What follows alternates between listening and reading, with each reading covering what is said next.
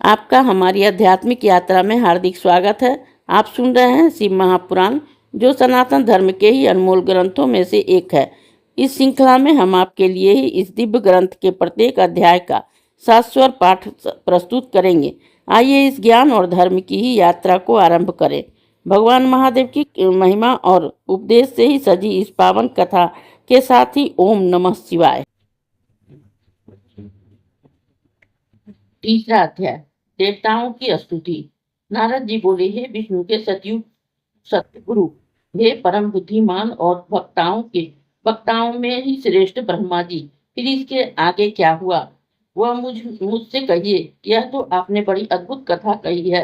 मैना की पहली गति तो बड़ी शुभ है। मैंने उसका विवाह तो सुन लिया, अब उसका परम चरित्र कहिए। पार्वती मेनका से कैसे हुई और उन्होंने दूसरा तबका कर शिव जी को वर रूप में कैसे प्राप्त किया। भगवान शंकर के इस यश का वर्णन कीजिए। ब्रह्मन जी बोले, हे मुनि, जब मैना का विवाह कर हिमालय पर्वत अपने घर आ गया, तब तीनों लोकों में बड़ा ही उत्सव मनाया गया। हिमालय के घर भी बड़ा उत्सव हुआ। पश्चात हिमालय प्रसन्न हो मेनका के साथ ही विभिन्न सुखदायक स्थानों में जाकर ही विहार करने लगे। इसी समय सब देवताओं के साथी लिए विष्णु जी हिमालय के पास गए। हिमालय ने अपने को ही सब प्रकार से बड़ा ही भाग्यशाली जाना और उनका बड़ा ही सत्कार किया। उसने कहा, आज मेरा जन्म लेना सफल हो गया है। आज मेरा बड़ा तप है, ज्ञान और सभी कार्य सफल हो गए। जो इस प्रकार आप लोगों को एक ही साथ अपने घर पर आया हुआ देख रहा हूँ, कहिए मेरे योग्य क्या सेवा है। यह सुनकर ही हरि आदि देवताओं को विश्वास हो गया कि अब मेरा कार्य सिद्ध होगा। उन्होंने हिमालय से कहा कि हे महापराजित, जो पहले जगदम्बा उमा दक्ष की कन्या शिव जी की पत्नी हुई थी और जिन्होंने अपने पिता के अनादर से अपने प्रण का स्मरण कर अपना शरीर त्याग दिया था, वह सारी कथा आपको भी ज्ञात है, इसलिए हम लोग यहाँ आए हैं।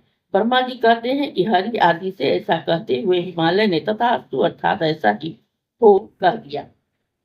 तब सब देवता शंकर जी की पत्नी उमा के शरण में गए और एक अच्छे स्थान में बैठकर ही जगत अंबिका का स्मरण करने लगे। उन्होंने ही दंडवत कर उन देवी को प्रसन्न करने के लिए कहा कि हे उमा, हे देवी, हे माता, आप सर्वदा शिव लोक निवासिनी और सर्वदा ही शिव की ही प्रिया है।